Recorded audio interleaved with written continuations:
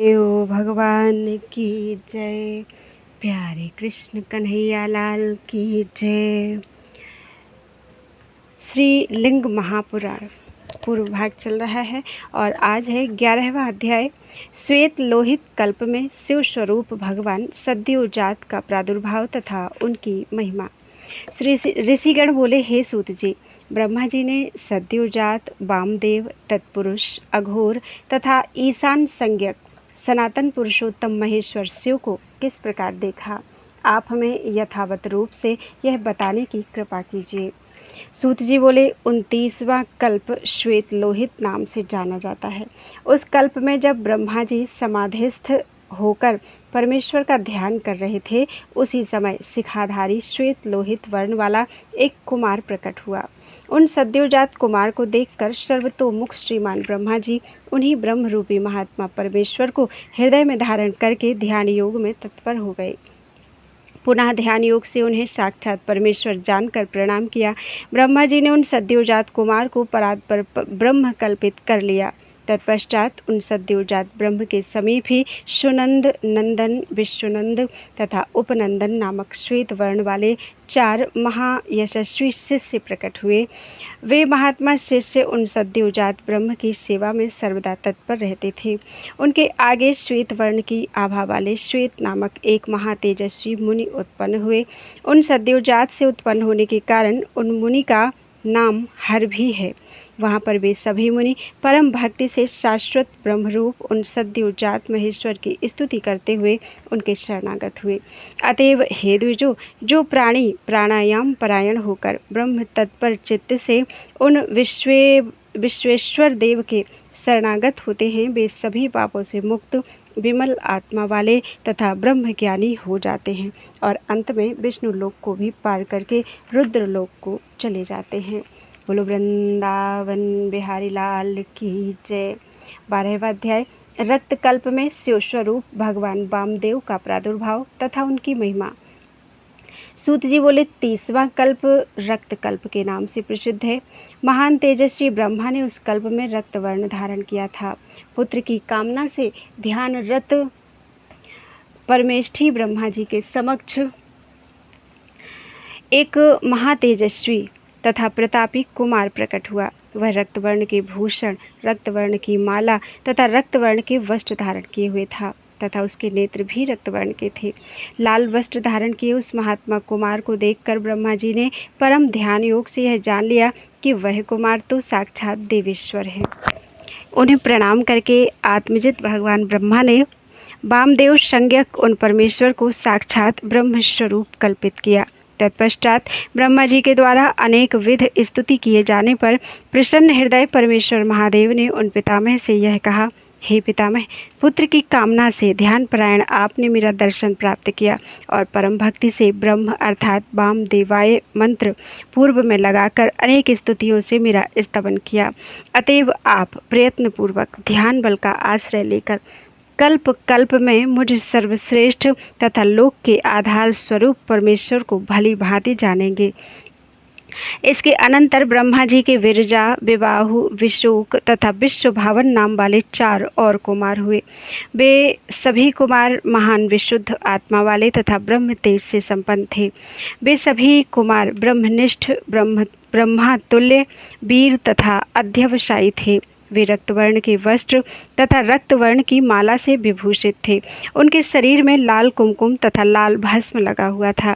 तत्पश्चात 1000 वर्ष के अनंतर ब्रह्म भाव में लीन वे सभी ब्रह्म प्रिय महात्मा कुमार उस वामदेव रूप ब्रह्म का चिंतन करते हुए लोक के अनुग्रह तथा शिष्यों के कल्याण की कामना से संपूर्ण धर्मों का उपदेश करके पुनः शाश्वत महादेव रुद्र में समाविष्ट हो गए। हे श्रेष्ठ द्विजो, इस प्रकार परमेश्वर परायण अन्य जो भी भक्त समाधि से ध्यान करके ब्रह्म रूप परमेश्वर वामदेव का दर्शन करेंगे, विमल आत्मा वाले ब्रह्मनिष्ठ वे सभी भक्त पाप से छूटकर उस रुद्र लोक को प्राप्त होंगे, जहाँ से जीव का पुनः संसार में आगमन नहीं होता। इस प्रकार श्री लिंग महापुराण के अंतर्गत पूर्व भाग में वामदेव महात्म्य नामक 12वां अध्याय पूरा हुआ। बोलो वृंदावन बिहारी लाल की जय। 13वां अध्याय पीतवासा कल्प में शिव स्वरूप भगवान तत्पुरुष का प्रादुर्भाव तथा उनका महात्म्य। सूत जी बोले 31वां कल्प पीतवासा कल्प नाम वाला कहा गया है, जिसमें महाभाग ब्रह्मा ने पीला वस्त्र धारण किया था। पुत्र प्राप्ति की कामना से परमेश्वर के ध्यान में रत परमेष्ठी ब्रह्मा जी के समक्ष पीत वस्त्रधारी एक महातेजस्वी कुमार प्रकट हुआ। वह कुमार पीत वर्ण की माला तथा पीत परिधान धारण किए हुए था। उस महान भुजाओं वाले कुमार के अंगों में पीत वर्ण का गंध लिप्त था तथा वह पीले वर्ण की पगड़ी और हेम वर्ण के यज्ञोपवीत से सुशोभित था। ध्यान युक्त होकर ब्रह्मा जी ने जब यह जान लिया कि ये जगत के परमेश्वर हैं, तब वे हृदय से लोक के आधार रूप प्रभु महेश्वर के शरणागत हो गए। उसी समय ध्यानगत ब्रह्मा जी ने महेश्वर के मुख से निकली हुई 4 पैरों वाली, 4 वक्त्रों वाली, 4 हाथों वाली, 4 स्तनों वाली, 4 नेत्रों वाली, 4 सींगों वाली, 4 दाढ़ों वाली, 4 मुखों वाली, 32 गुणों से युक्त, सभी दिशाओं में मुख वाली ईश्वर रूपणी विश्वरूपा श्रेष्ठ महेश्वर स्वरूपणी गाय देखी। तब उस महादेवी महेश्वरी गाय को देखकर सभी देवताओं के वंदनीय महातेजस्वी महादेव ने तुम मति हो, बुद्धि हो तथा स्मृति हो, इस रूप में उस धेनु की महिमा का बार बार गान करते हुए कहा, हे महादेवी आओ आओ और संपूर्ण जगत को योग के द्वारा आवृत्त करके अपने वश में करो। इस प्रकार कहने पर वह धेनु हाथ जोड़कर सर्वसमर्थ महादेव के सम्मुख खड़ी हो गई। इसके अनंतर देवेश्वर महादेव ने उससे कहा, तुम रुद्राणी होगी और ब्राह्मणों के कल्याण के लिए परमार्थ साधिका बनोगी। ऐसा कहकर देवाधिदेव जगत गुरु महादेव ने पुत्र की कामना से ध्यानरत ब्रह्मा जी को वह चतुष्पाद गाय दे दी। तदनंतर ध्यान योग से उस धेनु को परमेश्वरी जानकर ब्रह्मा जी ने जगत गुरु महादेव से वह माहेश्वर धेनु प्राप्त कर ली। ब्रह्मा जी एकाग्र चित्र होकर रौद्री गायत्री का ध्यान करके और रौद्री गायत्री के रूप में कथित इस वेद प्रतिपादित ज्ञानदायिनी विद्या स्वरूपिणी तथा लोकवंद्या महादेवी धेनु का ध्यान युक्त मन से जप करके महादेव के शरणागत हुए। तत्पश्चात परमेश्वर महादेव ने उन ब्रह्मा जी को दिव्य योग, महान कीर्ति, ऐश्वर्य, ज्ञान संपदा तथा वैराग्य प्रदान किया। इसके बाद तत्पुरुष संज्ञक उन महादेव के समीप दिव्य कुमार प्रकट हुए, जो पीले रंग की माला तथा वस्त्र धारण किए हुए थे और पीले रंग के गंध का अनुलेपन किए हुए थे। उनके सिर पर पीले रंग की पगड़ी थी, उनके मुख तथा बाल भी पीत वर्ण के थे। तदनंतर विमल ओज से युक्त योगात्मा, तपस्या में ही आह्लादित रहने वाले, ब्राह्मणों के हितैषी तथा धर्म एवं योग बल से संपन्न वे कुमार 1000 वर्ष तक उन तत्पुरुष महादेव के समीप निवास करके यज्ञ करने वाले मुनियों को महायोग का उपदेश प्रदान कर महेश्वर में समाविष्ट हो गए। इसी विधि से अन्य जो भी लोग नियतात्मा, ध्यान परायण तथा जितेंद्रिय होकर महेश्वर के शरणागत होते हैं, वे समस्त पापों से मुक्त होकर शुद्धात्मा तथा ब्रह्म तेज संपन्न हो जाते हैं और अंत में महादेव में प्रविष्ट हो जाते हैं तथा पुनर्भव के बंधन से छूट जाते हैं। बोलो वृंदावन बिहारी लाल की जय। 14वां अध्याय असित कल्प में शिव स्वरूप भगवान अघोर का प्राकट्य और उनका महात्म्य। सूत जी बोले, इसके बाद उस पीत कल्प के बीत जाने पर ब्रह्मा का दूसरा कल्प प्रवृत्त हुआ।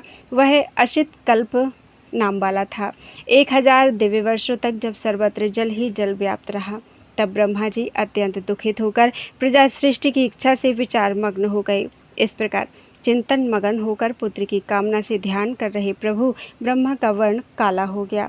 इसी बीच महातेजस्वी ब्रह्मा ने कृष्ण वर्ण वाले महान वीर्य संपन्न अपने तेज से देदीप्यमान कृष्ण वर्ण का वस्त्र, पगड़ी तथा यज्ञोपवीत धारण किए हुए, कृष्ण मुकुट से सुशोभित कृष्ण माला धारण किए हुए तथा कृष्ण अंगराग से अनुलिप्त अंगों वाले एक कुमार को वहां प्रकट हुआ देखा। उन घोर पराक्रम वाले महात्मा को अघोर संज्ञक महादेव जानकर ब्रह्मा जी ने अद्भुत कृष्ण पिंगल वर्ण की आभा से युक्त उन देव देवेश को प्रणाम किया। तत्पश्चात ध्यान युक्त मन से प्राणायाम परायण होकर तथा महेश्वर को हृदय में धारण कर श्रीमान ब्रह्मा जी उन अघोर रूप परमेश्वर के शरणागत हो गए और उन अघोर को ब्रह्म स्वरूप मानकर उनका ध्यान करने लगे। तदनंतर घोर पराक्रम वाले अघोर महादेव ने उन ध्यान परायण परमेष्ठी ब्रह्मा को साक्षात दर्शन दिया। तदनंतर उन अघोर के समीप कृष्ण, कृष्ण सिख, कृष्णास्य तथा कृष्ण वस्त्रधृक नाम वाले 4 महात्मा कुमार प्रादुर्भूत हुए, जो कृष्ण वर्ण के थे, कृष्णमाला से विभूषित थे और कृष्ण अंगराग से अनुलिप्त थे। 1000 वर्षों तक योग परायण होकर उन अघोर परमेश्वर की उपासना करके उन कुमारों ने पुनः अपने शिष्यों को महायोग का उपदेश प्रदान किया। योग संपन्न वे सभी महात्मा मन से शिव का ध्यान योग करके महेश्वर के निर्विकार, निर्गुण, विश्व रूप तथा ऐश्वर्यमय स्थान में प्रविष्ट हो गए।